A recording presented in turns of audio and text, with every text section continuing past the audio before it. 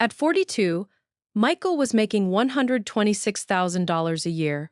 He had a nice house in a suburb outside Atlanta, a new SUV in the driveway, two kids, a good job, and a life that looked successful from the outside. The repair was $5,800.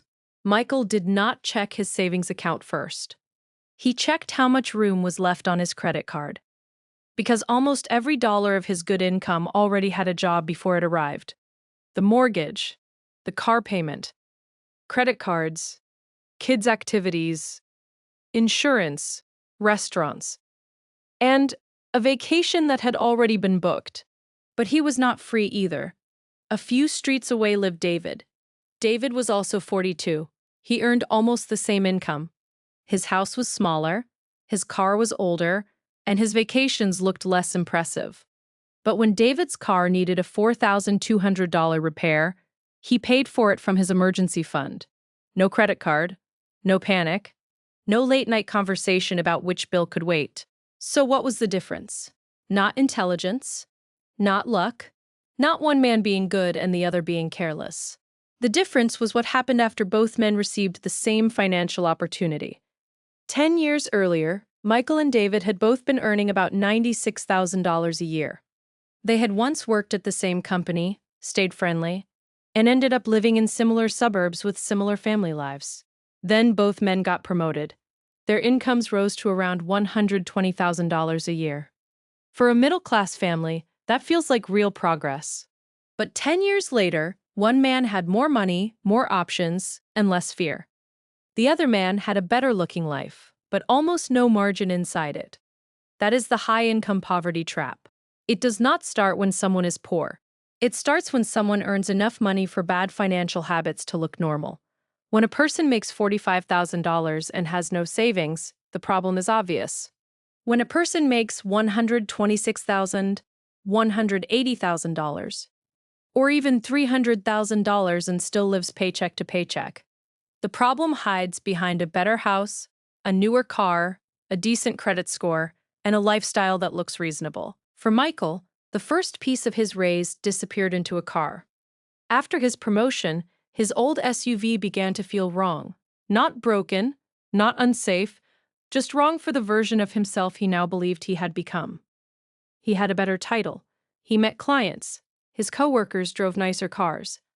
At school drop-off, every other driveway seemed to have a newer model, so he went to the dealership.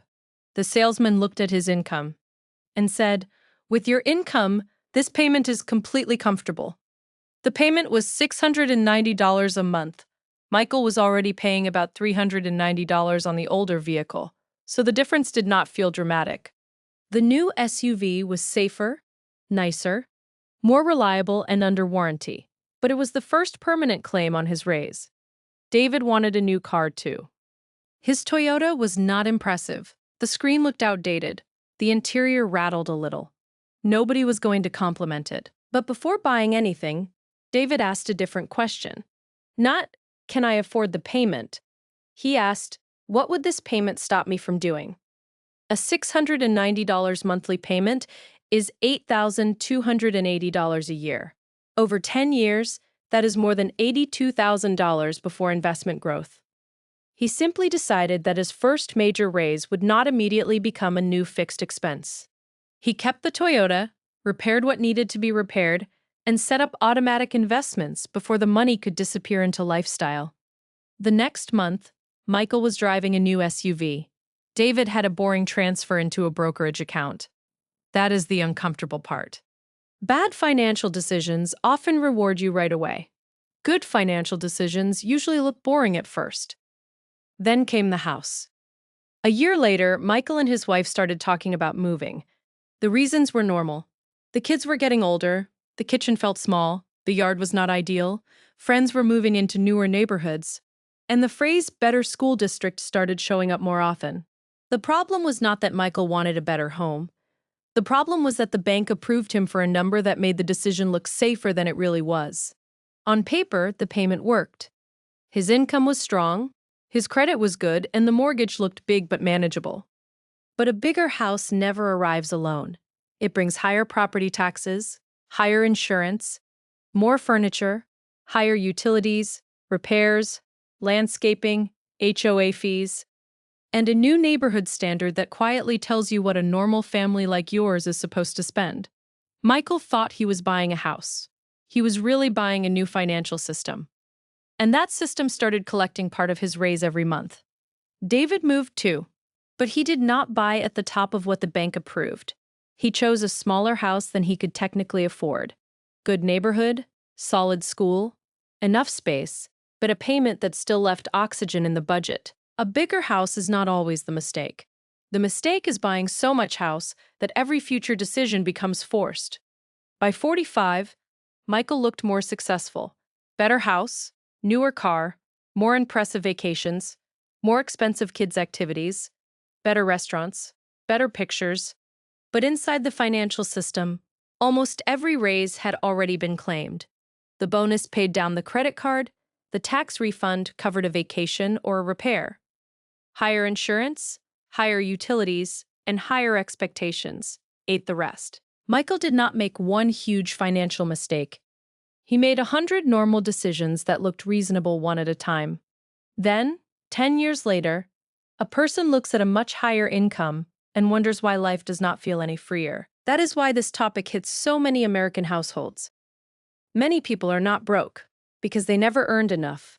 They are stretched because every raise was absorbed by a higher version of normal. David was not living like a monk.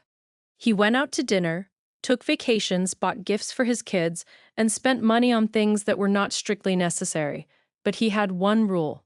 Every raise had to increase the gap between income and expenses before it increased lifestyle. When his take-home pay rose by about $1,300 a month, he did not let the full amount dissolve into upgrades. $700 went automatically into investments. $300 went toward the emergency fund. The rest was available for life. Nobody clapped when the transfer hit.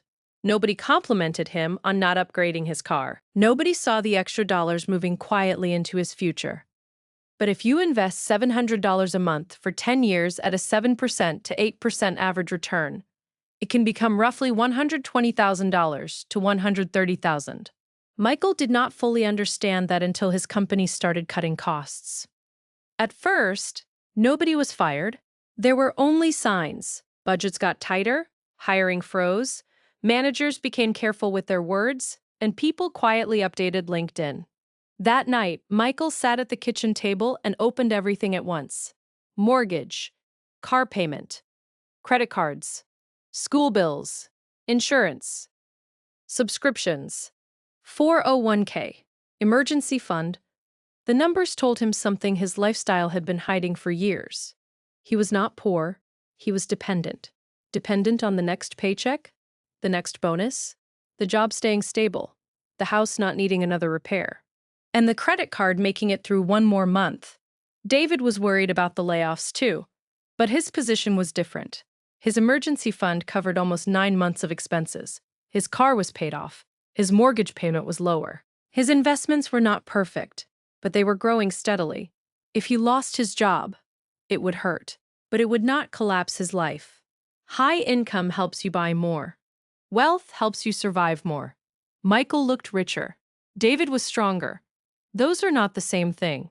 The most dangerous part of the high-income poverty trap is that it makes people believe the next raise will finally fix everything. But if the system does not change, the next raise simply becomes the next payment.